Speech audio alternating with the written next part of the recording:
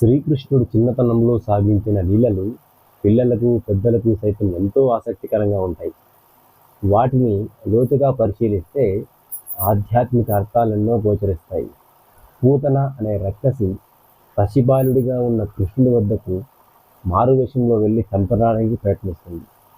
పాలు తాగుతున్నట్లు నటించి కృష్ణుడు ఆమె ప్రాణాల్ని హరిస్తాడు. ఈ సంఘటన వెనుక ఒక సాంకేతిక అర్థం ఉంది. మనిషి అజ్ఞానం విషపూరితమైన పాల వంటిది.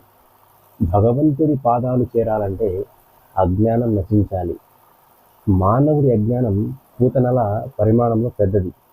ఆ రాక్షసి శరీరం ఎంత పెద్దదంటే దాన్ని దహించడం అంత తేలిక కాదు. అదేవిధంగా మనిషి అజ్ఞానము అంత తేలికగా నశించదు. అది నశించాలంటే కృష్ణుడి దయ ఉండాలి. పూతన అంత్యక్రియల సందర్భంలో గంధపు పరిమళం వెలువడుతుంది.